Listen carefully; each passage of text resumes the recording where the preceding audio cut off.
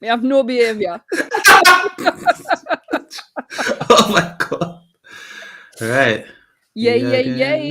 live. I feel like we We should be doing going. that in the beginning. Like, We're yay, going yay. live. Welcome, welcome. It's lunchtime, bitches. We here. We in the We house. here. We're here. Come through. Oh, I don't even know if mine's working. Probably not. Probably not. But it's okay. It's Pretty okay. much. You know. Yeah, we're in the house, man. We're in the house. We're in the heezy for sheezy, my kneesy. Look at that. Waiting for Look the at that. people dems. Waiting for the people dems. Come through. Shall I play elevator music? Yeah, good elevator music though. Do you like? Is it like Cantonese versions of R&B slow jams? Because Yes. that is sometimes some of the best elevator music ever, and you know exactly what I'm I have talking to say, about. doesn't my skin look really good? It does look good today. What is your secret? I don't know. I think it's the fucking camera. I think I've maybe managed to put a filter on. I mean, I'm not saying that I'm not gorgeous, because clearly I am. The camera and positive vibes. Yeah, drinking water, minding my business. This is it. Well, Doing that's what always worked and has been co-opted by many other culture in order for them to have the same kind of blemish-free and melanated skin. Although I will say what I have actually been doing. So, did you watch Rhythm and Flow on Netflix? The one that de-smoked one. I did watch the earliest episodes. Was Cardi B a judge, right? Yeah, so it was Cardi B, Chance the Rapper, and T.I., I believe. Yes, yeah. So I have been watching Nouvelle École, which is the Rhythm and Flow France. It's fucking amazing, babes. First of all, season 2 is rubbish, so don't watch that. Season 1 is really good.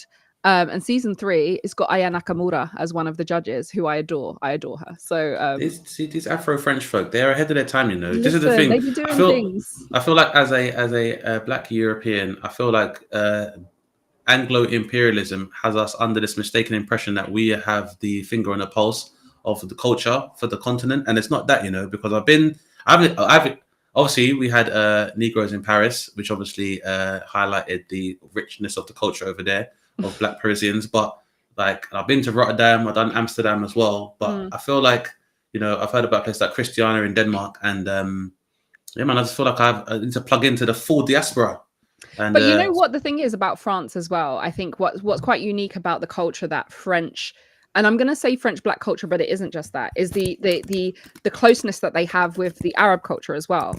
So like a lot of their lingo and whatever in a way that we don't. I mean, I know that we have, like, people will be like, oh, wallahi and stuff like that here, and use certain things, but over there it's been so entrenched because they had the like Algerian War of Independence, and they've always had like their cité, their banlieue have always had like Arabs and black Africans that have come from former French colonies, and obviously they still have their overseas departments like in Guadeloupe, Martinique and Saint Martin and so on and so forth. So that mix there has created something quite like a kind of quite unique style that they have, which I just really find fascinating. Is there a term for burette as well for a Afro or North African French woman that's kind of like a mix as well? I heard a term.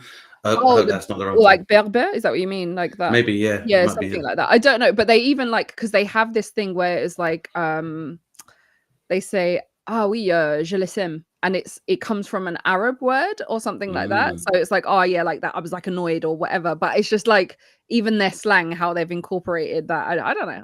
It was really good, and it's also like it. It's French Afro-Arab kind of like syncretion of cultures is great, man. Because obviously all former colonies in it of North Africa, you know how these French ran wild and people don't even chat about this foreign legion and that, and them manning their hijabs and all the rest of it, boy. But I'm just saying, we're just definitely trying to grow our appeal to the diaspora all across the continent, because there isn't just Black people that live in the UK and in America and Brazil outside of the continent. So, yeah, man, we're trying to link up with you guys, man. Ça va? And all that good stuff. Not ça va, baguette, what? Ça va is a good start, boy. I wanted to ça passe. That's Creole, ça passe. So, you get me? Listen, I accept my arrogance as a function of English ignorance. And so, you get me? I just have to learn, innit? So what are we doing today? What are we talking about? What have we got on the? We've got a couple of things to talk about. I wanted to talk about something that start off with something I want to talk about first of all, which like I don't necessarily wanted to start on this thing, but needs must, and the people need to know what's going on, because obviously I myself have garnered somewhat of a reputation, as everyone in the live knows and people that have followed my career knows. I've garnered myself a reputation of being confrontational, incendiary, controversial, just talking wild grease on these here socials. Why am I like this? You came from a nice home. Your parents brought you up nicely. Both parents worked very hard. Well, I would say one of the pivotal things that changed my entire emotional disposition when I was about 11 years old was reading about a young black architect who was just trying to better himself and be a good young man. And he was murdered by drug dealing, drug taking gang members, and they covered that up by the police. And that was Stephen Lawrence's murder. And we only had the revelation of a lot of the police is corruption years and years later, when the people involved could finally retire and not have to observe any accountability for their actions. And basically got away with covering up the murder of an innocent young black man, only for them to years later come back and come up with Operation Trident and shift the goalposts and move their accountability away from themselves, such as things like Dunblane, which resulted in a handgun ban in this country, and try to blame black men for the influx of guns and firearms into the UK, despite the fact that they had a big old war in Northern Ireland for years, despite the fact that there was a big old Yugoslav war in the 90s for a couple years, and despite the fact that they already had shotguns and handguns in the UK, despite the fact that no black or predominantly black country has a functioning artillery or defense industry, somehow black men are the masters of guns. And so the police monitor guns just in the black community.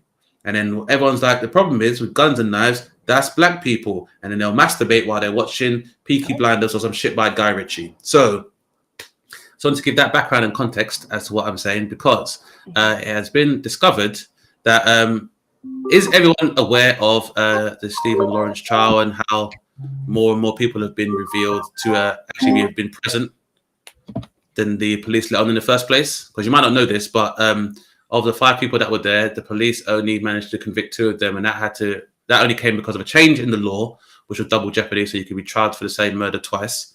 And obviously took it for a black man to actually be convicted of murder for that to happen. But it turns out that there was another person present at Stephen Lawrence's murder that the police covered up, a man named Matthew White, who died recently from a heroin overdose because he was a junkie. But he was also a suspect in the 1993 murder, and the police hid it, even despite the fact that witnesses say that there was another person present. But that's not even the best part, Z. That is not even the best part. Tell us the best part, please. Tell us. The best part, that it turns out that one of the suspects in the racist murder of Stephen Lawrence told police he had a girlfriend who was actually a child, and no action was taken against him, according to the BBC News website. Baroness Doreen Lawrence, who actually ended up being separated from her partner Neville Lawrence as a result of the stress and the angst caused by their son's untimely death. But it turns out that the police had interviewed Matthew White. Matthew White had said he had a partner which was about 5 or 6 years younger than him. But it turns out that she was a proper child because she was actually 10 years younger than him. And he was also supplying her with heroin. And the police covered all of this up, I imagine, because if they had identified this 6th man who turned out to be a murderer, a statutory rapist, and a paedophile was involved in the murder of an innocent black man, maybe the jury's decision would have not come back as favorably as they would have liked. So on top of the fact that the police covered up this racist murder, they also let a paedophile walk free, even if that paedophile gave a young child heroin as well. Now, I'm not sure how you're taking this news, Z. I remain numb because, surprisingly, bigots and racists that murder innocent people are also paedophiles is not a massive surprise to me. But I imagine that's a lot for people to take on board. But you know, when people are like, hey, you're so angry sometimes, I wonder why. Oh, because I grew up in Southeast London around 1993 when that shit happened, about 10 minutes away. So, your thoughts? Yes. So my thoughts are, it was something that if you grew up in, especially in South London, but I guess in London in general, of a certain generation, it was something that very much shaped our childhood as we were growing up. We had it there in the background and we knew about it. Like, I mean, I don't know about you, but I know people that were related to Stephen Lawrence, and it was something that was always there. And also, we were also painfully aware of the injustice that was taking place in terms of not only the ineptitude of the police, but also when eventually certain people did get brought to certain places, and the Macpherson report that came out after that, how little of that was really observed or taken on board, or we saw any actual real change that took place within the police force. And I think one of those things is that a lot of the time that when you have these things where generations become removed removed from an event. So, for example, that was something that very much shaped our generation and generations above us. It was something, you know, they would have had their own thing, but that was something there. I think that it becomes frustrating when you hear, and this is not to make it a generational war type of thing, frustrating when you hear younger generations or even people from outside of the community questioning your perception of things, when actually for you this feels like some story about some far-flung place in London or whatever, but for us, we knew people that were related to those people. We walked those streets of Eltham and were called the N-word, you know, like we saw NF signs up when we were walking the thing. And so that the Nazi triangle was Downham, Mottingham and Eltham, and you oh had this honey, don't forget contingent about of NF. Yeah, and Bermondsey. Bermondsey as well. But NF were walking through Bermondsey when I yeah. was almost I used to walk through Lewisham in the 80s as well. They was in Sydenham. Sweetheart, when I was early 20s, I'm sure, and they were still marching through Bermondsey. So this is the thing that shaped their reality. And it's all very well saying, well, this is like this now. Those people are not dead. The same way that I'm not dead, those people are not dead. They're alive. Some of them didn't even, some of them are on a pension that my tax money had to pay for. And by them I mean the police. So the whole thing about, you know, how people's perceptions are shaped, I think there's this, you know, this kind of common parlance about when people want to talk about, oh, you have a chip on your shoulder or something like that. No, these are real lived experiences. When we say these things, just because you may see people kikiing and laughing their way however they do to cope with the reality of what we had a place. If you ask anyone that comes from where I come from, ask them where NF estates were. If they're from a certain era, they will know exactly where NF estates were, and you couldn't walk through NF estate. You couldn't walk through there because you would have been running through there. Whether you're nine, whether you were a pregnant woman, it doesn't matter. If that's you one were the right distinct thing color, about NF is that they're attacking anybody, no matter how young you are. Yeah. And it was just something that, unfortunately, it was something that we normalized into our everyday existence, which shouldn't have been normalized. And so maybe you didn't hear it being spoken about, but we knew about it. It's something that we knew and how we had to adjust. So when you hear about this skepticism or people don't like the way that they're being policed or they don't trust the police, this isn't, you know, a lot of them go, oh, this isn't America. No, it isn't. But we have actual real life experiences with these people. If you ask people of a certain generation, they will tell you, I don't know anyone that's my age that has uncles that are older that didn't have an uncle that got beat up by the police. I don't know that. Oh, what's this? Can you see there's there was like a little thumbs up on my screen. I don't know how that happened. But anyway, I don't know that. So what I'm saying is that everybody's reality will be shaped by their experiences. And that was our experience. And whilst we can be out there and we make these, you know, we're trying to shape the world and make it better, I don't think the burden of that should only be on us. You know, I mean, it's always said that I think my dad put it very well when we discussed this. And, you know, as much as we do try to discuss this without trying to offload transgenerational trauma or to make it daunting for successive generations, like it is a part of our reality. I think that as much as people talk about like, sexual awakenings or experiencing sexual trauma, racial trauma is not discussed in the same way and has not been as highlighted in the same way. But nobody forgets, I don't think anyone forgets their first experience of conspicuous or explicit racism. And it can definitely shape how you view the world and just how, you know, I think it can definitely alter your body chemistry and can alter your emotional complex very significantly because, you know, I came from a family which is, I'd say mildly conservative in terms of their traditions and values, being of this Windrush generation. Like growing up for me, it was like, you put yourself in best stead, you enunciate properly, you pronounce your words, you speak in a certain way, no tattoos, no piercings, and you carry yourself in a way that will make you appear affable to other people who form the dominant culture within this country. And seeing that death where you can be trying to pursue a higher education and bettering yourself and staying out of trouble and be killed at the hands of gang members and those gang members be protected by the police resulted in a permanent change for me when I realized that even if you are a good kid and you play by the rules, you don't break the laws, and you are a courteous person that says please and thank you, these people will not give a fuck, nor will they see your humanity. And not only that, you will not even be safe if you appeal to law enforcement who are basically salarized by your taxes to take care of you. And as soon as I realized that shit, I think I've stopped ever giving a fuck ever since. If anybody ever wonders why I am the way I am, it's because I know you can be a good person and be in school and be a good kid and you can still be murdered and the police won't give a fuck. And I would even further what you said about the McPherson report. The only thing that did change was that we had, just like 2020 allowed us to become aware of the term microaggression that people experience in corporate spaces. Institutional racism as a term, I only heard it the first time following the McPherson report, Yeah. speaking about the police, even though that was not, it was probably the worst kept secret in the entire Western Hemisphere. And the police response to that has not been refining or addressing their methods or even using any element of aftercare for the frequent times that they use racial profiling for young, innocent black men. But it was instead their rebuttal of coming up with Operation Trident and blaming us for all the guns and being able to continue to brutalize us on that basis. And we see it again, repeated again, you know, this week, where people are getting their head stamped on while they're in cuffs at airports. Or, you know, even some of the people in the live have said, like Lewis Presence said that mainly a few weeks ago, arrested at Manchester Airport, assaulted and held overnight with no solicitor or access to one, which is not surprising in the slightest. I myself was again arrested about 5 years ago for having a suspended license, which I did not have. And turns out the police had made a typographical error and saw that somebody called Daniel Baptiste, born in 1976, had a suspended license. And when I did protest this fact, the reply from the arresting officer was, maybe he's your brother.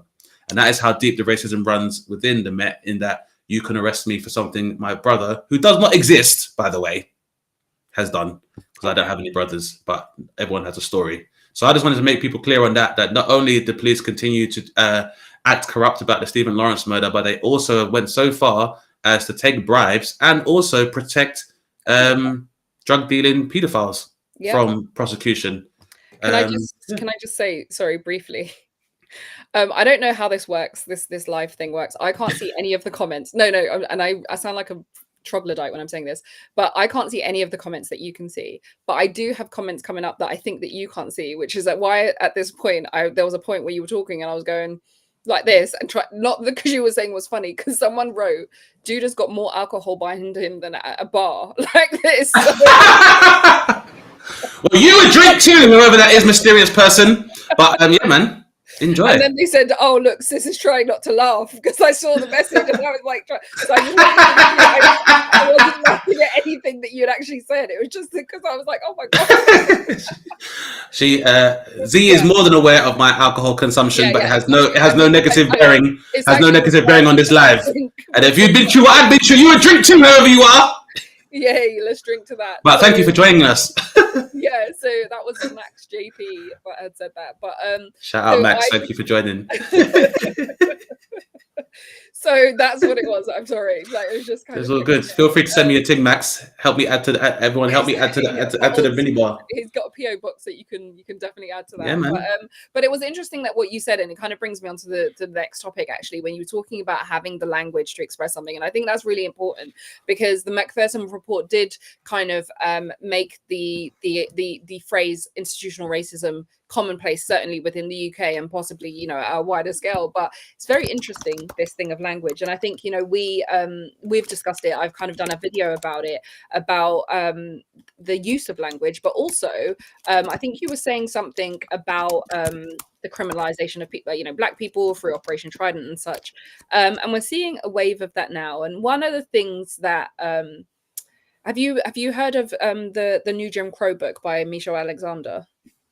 I may actually have that. So I think so it was one of those books that talks about, I think that's where 13th, I think it was, that the show about the kind of the 13th Amendment and how slavery is legalized in the US still, and how basically when slavery and these kind of systems appear to be broken down, they just kind of evolve into something new. And I think about that a lot when I'm thinking about what's happening recently with the criminalization of Black and brown people in terms of the language that they use. And this is straight out, like, let's make no mistake, this is straight out of the playbook of most like autocratic societies, especially when you're trying to oppress already marginalized group, is to start policing the language that they use.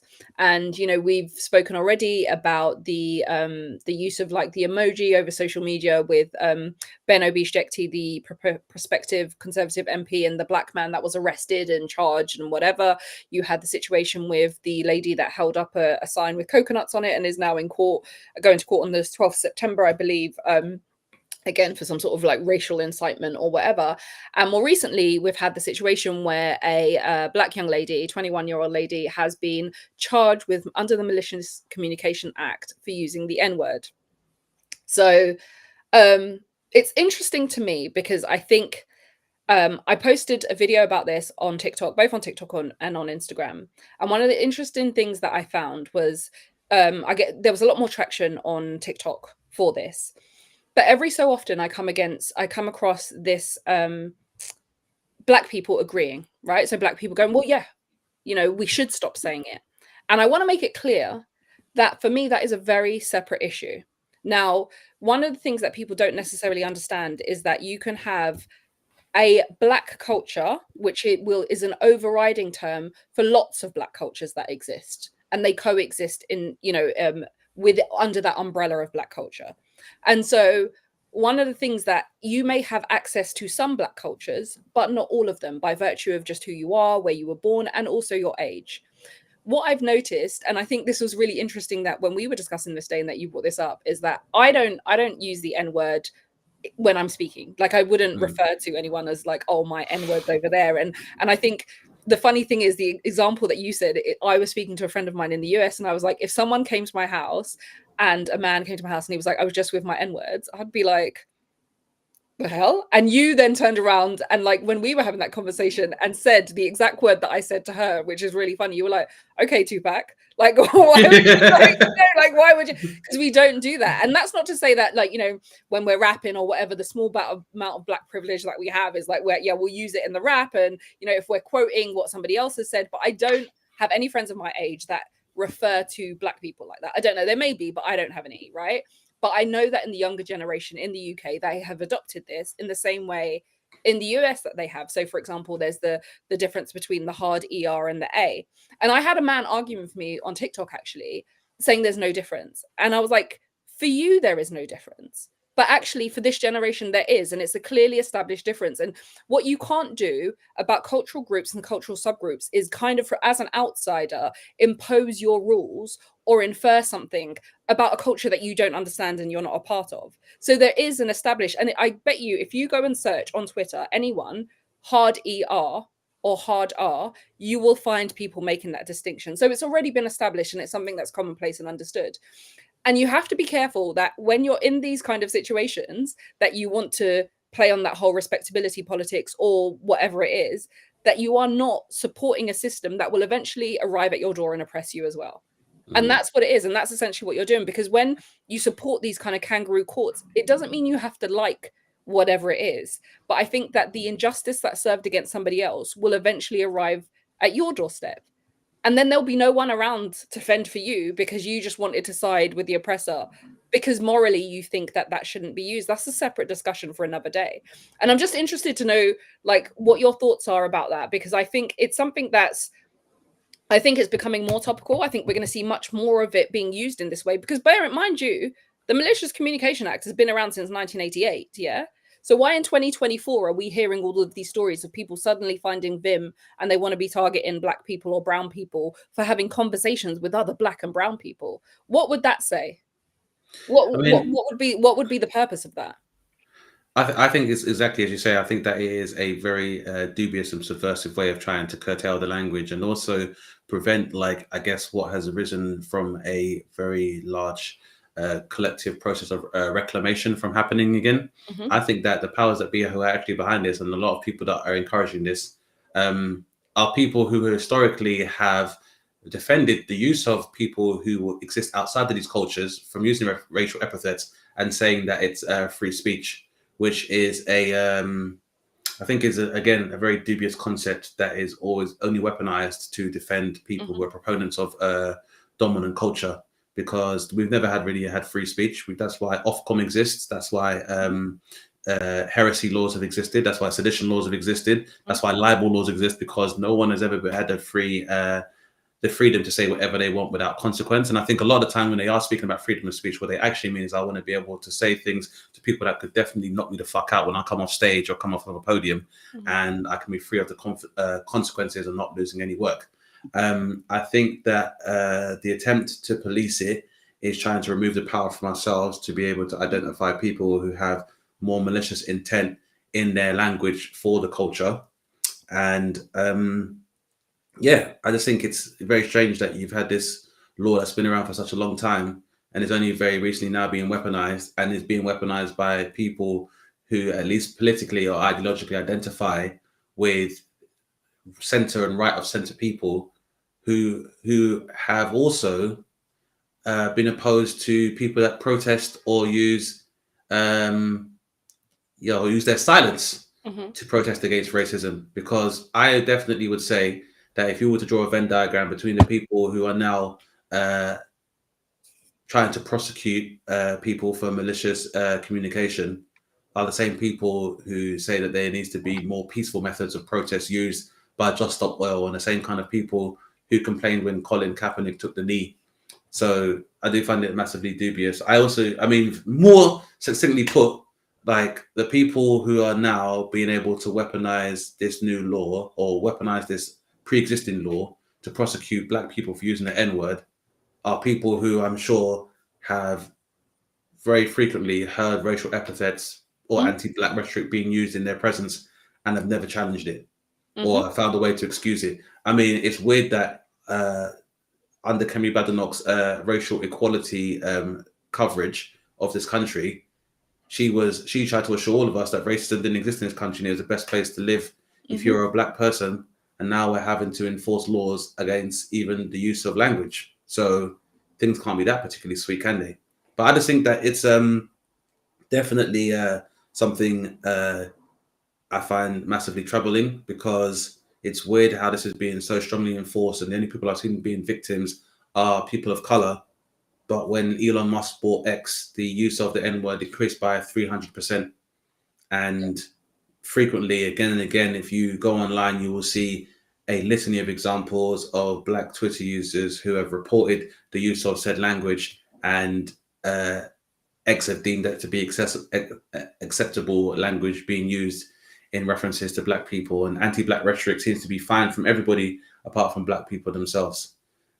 It's for me, it comes under this whole same sphere of this weaponization of language that's really used as a dehumanization tool, and that was massively weakened when we began this process of reclaiming the word.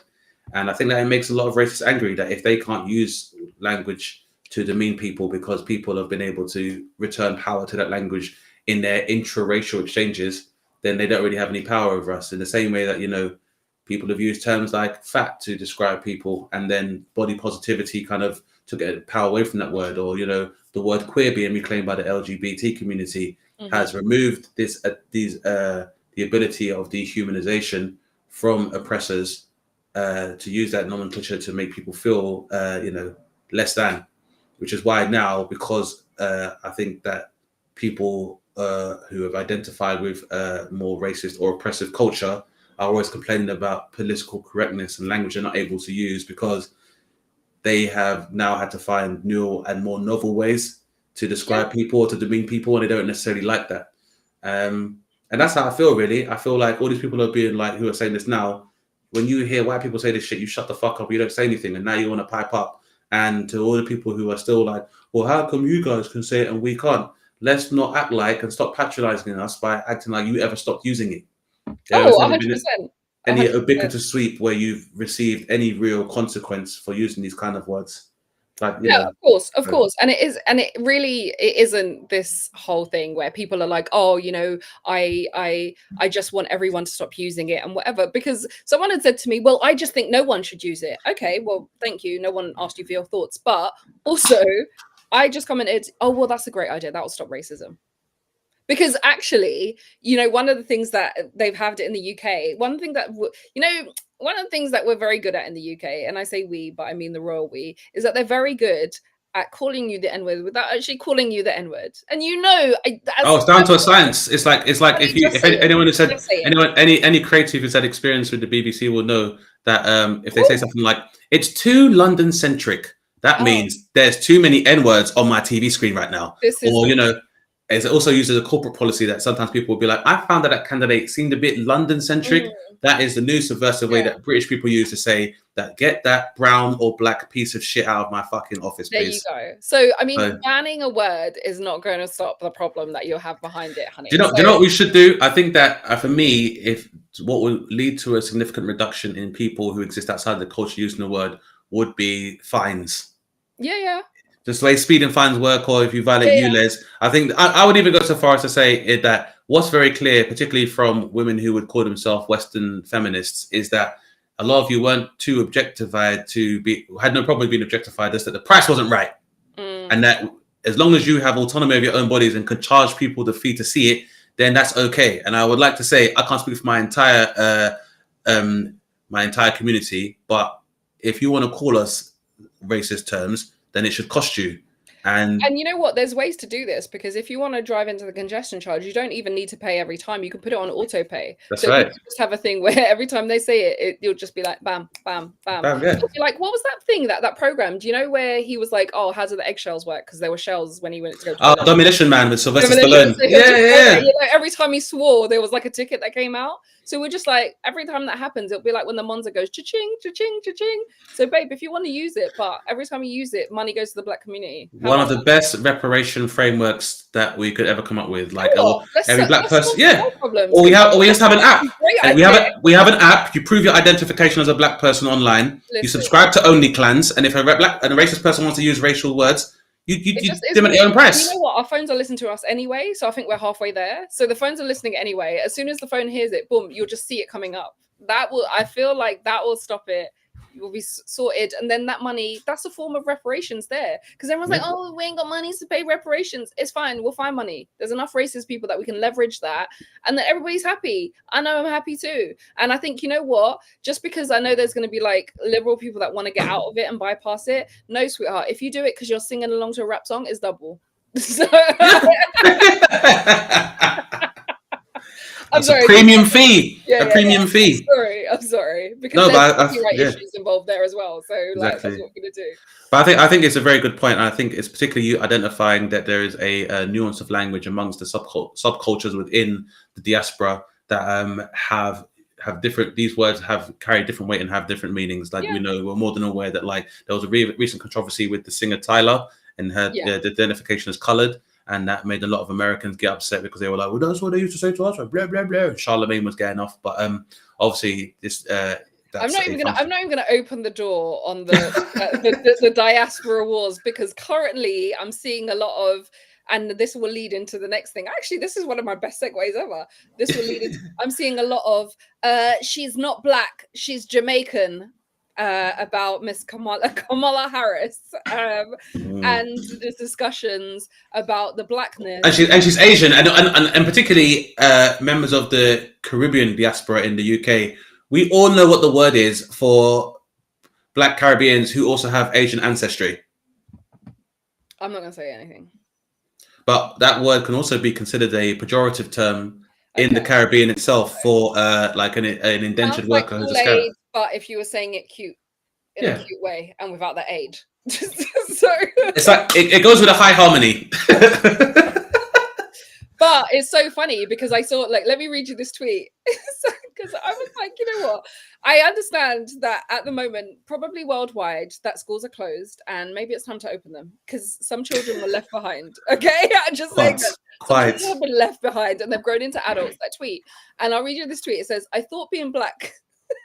First of all, you didn't think, or if you did, you're not used to this. He says, "I thought being black meant a direct descendant of slaves in North America, tracing back prior to 1865. So they're getting very technical and like whatever with it. So they think the definition changed to anyone having melanin, no matter the lineage. Now, hear the joke about this.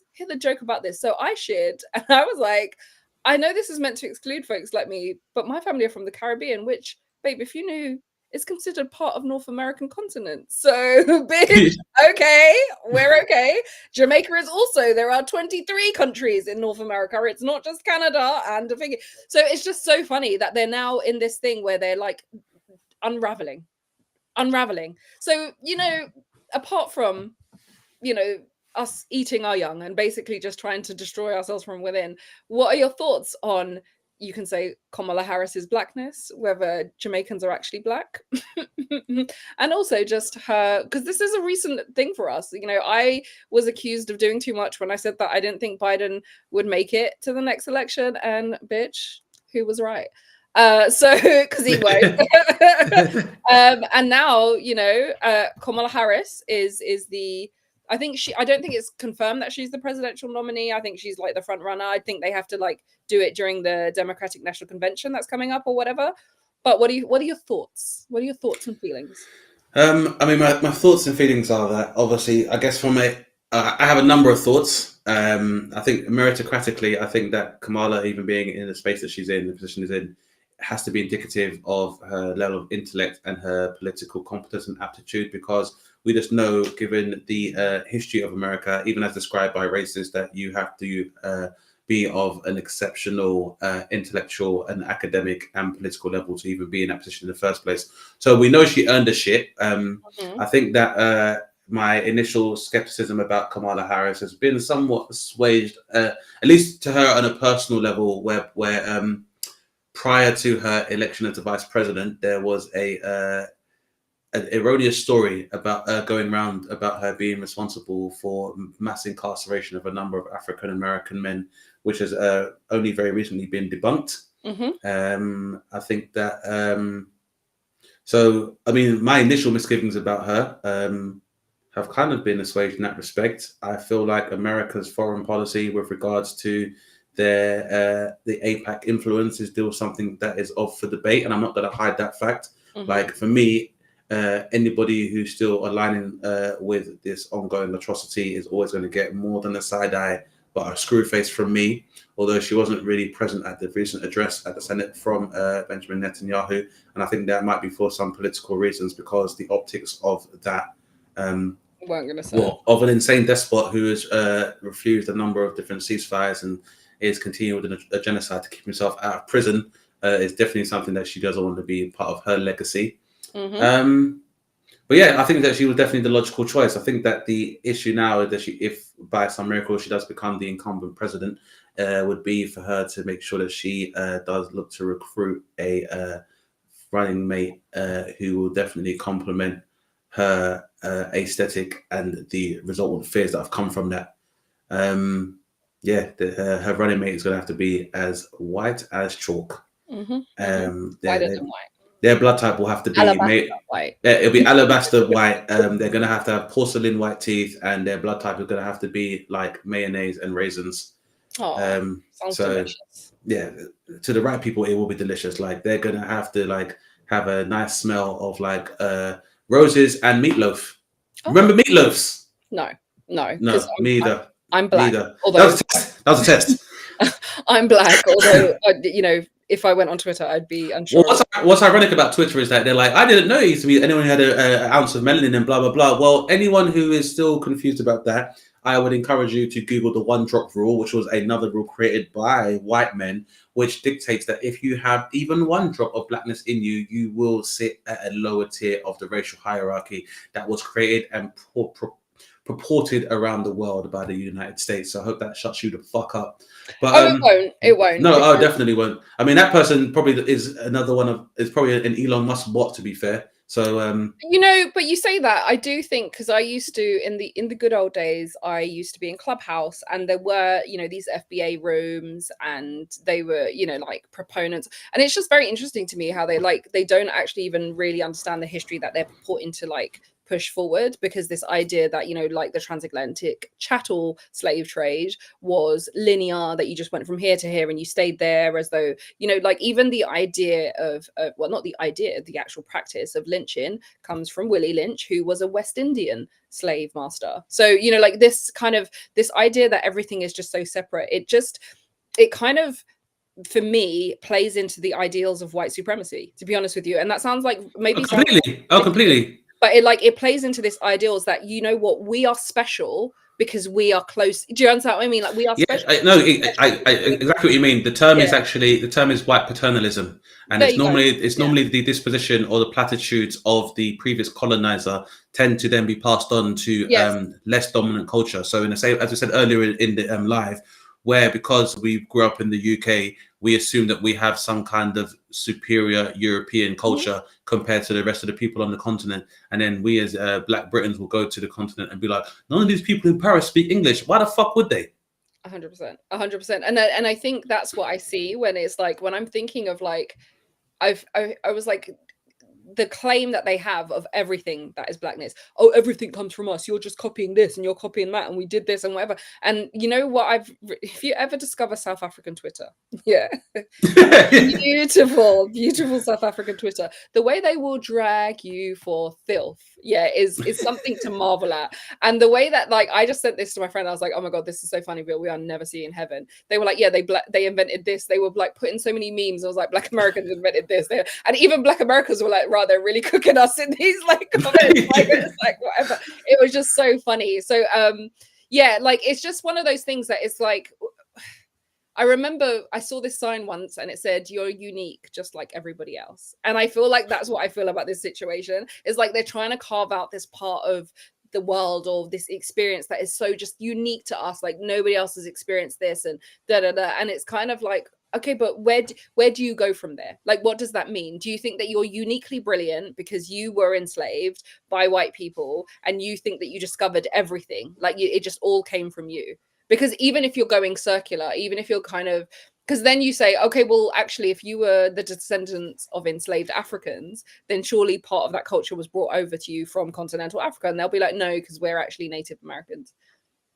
Yes, I've heard it, but I've heard it, and then obviously then we have when you look at the stratification of these self-determinism groups, you've also got Black people in America who are also the real Israelites, as well as being the real Native Americans, of course. And also being Kemetic and obviously being of Egypt as well, and they also fits in that. Queens and we're the kings and queens and pharaohs, and they must be tired. They've been really busy. They've been busy doing everything, and I don't want it to be any kind of like interracial condescension. I don't want, absolutely not. But it's just, but FBAs. What I want to say is that look, we're with you, and I don't know what made you think that we're not with you, because none of us got vexed in that second season of Luke Cage when Bushmaster was doing that Jamaican accent, and when Samuel Jackson made 51st State, we didn't say anything, or even that time that John Cheadle did a British accent in the Italian Job.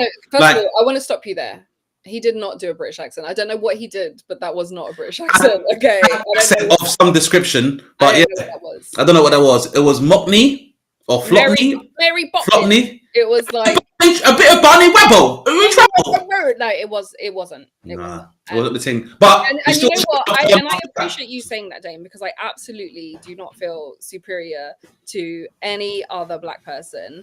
I don't feel superior. I just think that you guys need to read a fucking book, and I'm gonna say that on record, because I'm gonna, nobody is saying that our culture is superior or whatever. I think actually, if you understand the way that cultures are formed, it would make sense that there are many similarities in our cultures, and also there's been divergences because of our unique experiences of being in different geographical locations, and also the past to get there. That makes sense.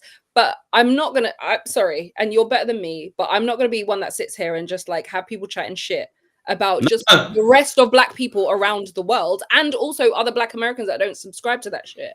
And I'm going to be like, well, it's just because I don't want to upset you. Fuck you. I didn't get to finish. I just want to say, you lot keep going about the immigration of continental Africans and Caribbean stopping you from getting reparations. You fucking jokers. They're not going to give it to you.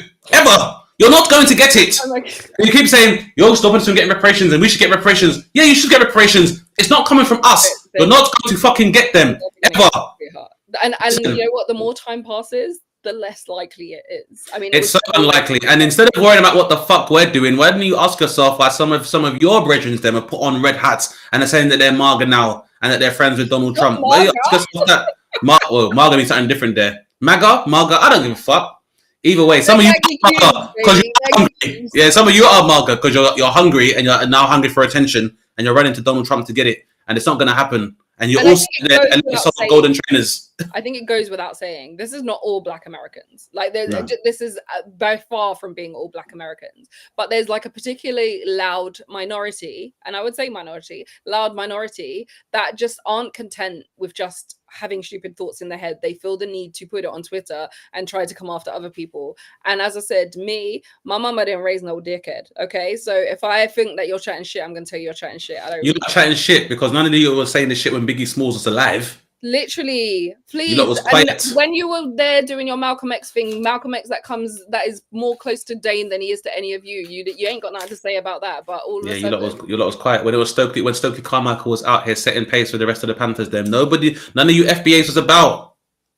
I didn't see none of you. Stop. And if you can't see that you're doing the work of the supremacists yourself, then like I don't even know what to tell you, my guy. But as you said, we want to finish on a high. So well, you know what? I have a story that I wanted to just go through very quickly and finish on a high, like how you feel about it. So okay, I saved this, but I know you might have another point as well. But no, I go. think this... Do you want me to do yours, or do you want to finish? You want to finish? No, you do this, and then this is gonna be a quick thing. Mine and then you'll finish on yeah, you do yours, and then I'll finish so with this one. This may not sound like a high, okay, but I kind of felt like it was. So I don't know if you guys know, but there is a young man, and I say young in that kind of like, you know, cheeky sense, JD Vance. And JD Vance has become the running mate of Trump, even though, you know, a few years ago he was calling him Hitler. But, you know, whatever. People grow. They change. They're like, oh, maybe he wasn't Hitler. They've got different hair. So he's decided it's okay. Even if he is, I don't mind. And you know what? It's suggesting to me that he's someone that would be like, well, Hitler needs a second chance. As long as I get paid, I don't mind. Yeah, but you know, a lot of people say that. Like the people that read the Daily Mail. There you go. Do you know what I mean? Like, was he all that bad? He gives the vibe of someone that would say that. So he's now, which itself is cultural appropriation, because Kanye said that a long time ago, white boy. So come up with something new at least. There you go. But you know what? It doesn't matter, because it's not culture until a white person says it. So JD Vance has come and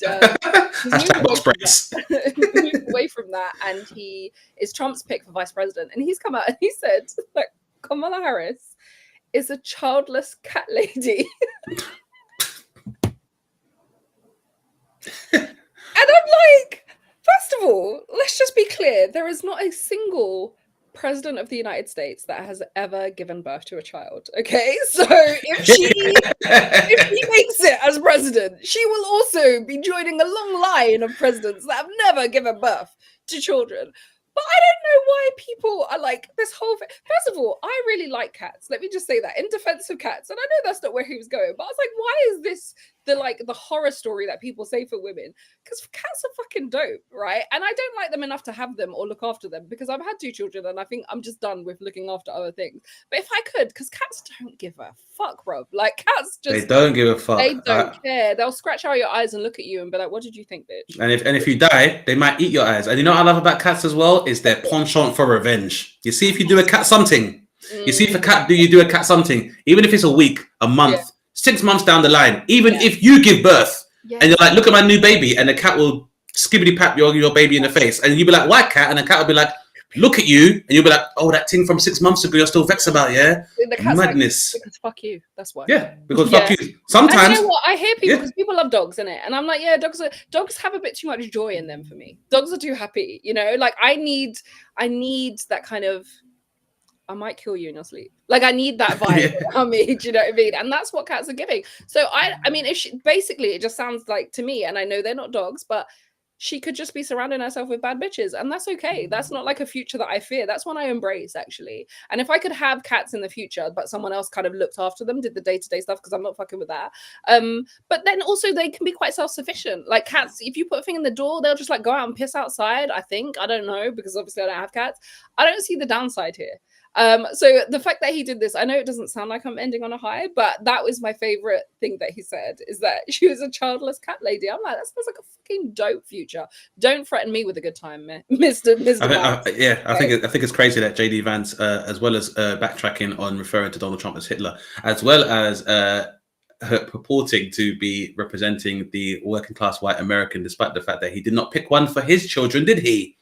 But you know it's mad, because it's a part of this double. It's a double-edged sword, where if Kamala Harris did have children, then the accusation would be that she's neglecting her children to pursue her own political aspirations. But the fact that she can focus solely on her job as the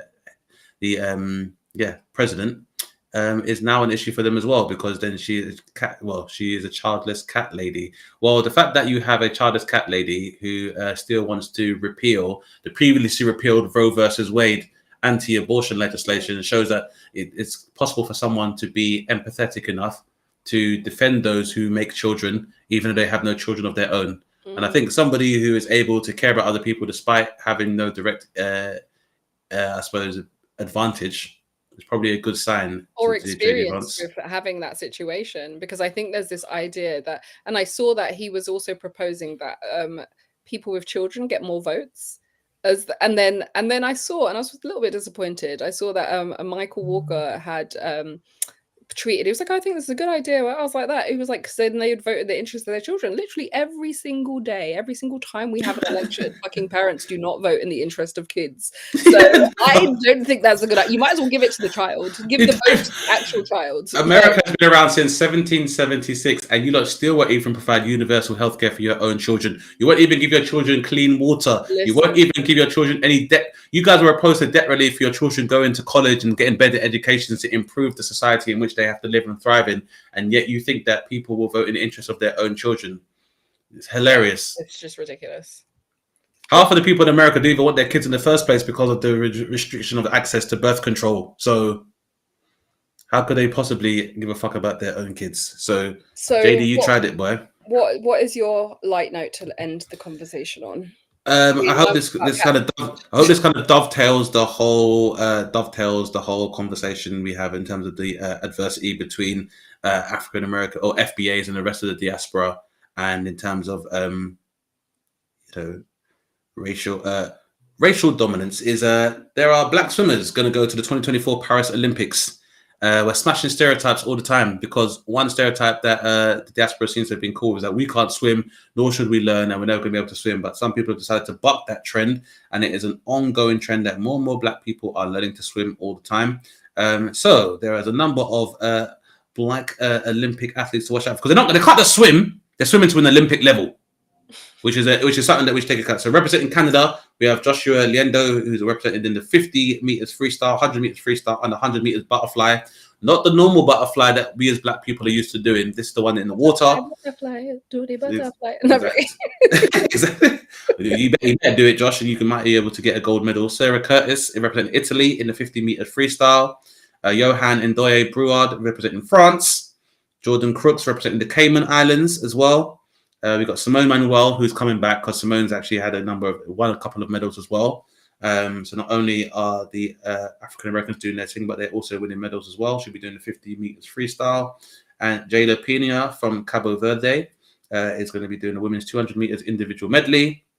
Umi Diop, representing Senegal, will be doing the women's 100 meter butterfly. Denilson Ciprianos, representing Zimbabwe, is doing the 200 meter backstroke. And Shane Casas, representing USA, will be doing the men's 200 meter individual medley. So I just wanted to finish on that high note that despite the odds stacked against us, we continue to rise. And look at us doing well in water. Doing well in water, getting blackwattic with it. Couple more merman big up the merman them and the mermaid them. Yes. I just gonna say I do think my cat story was a little bit better, but yeah, that was a good one too.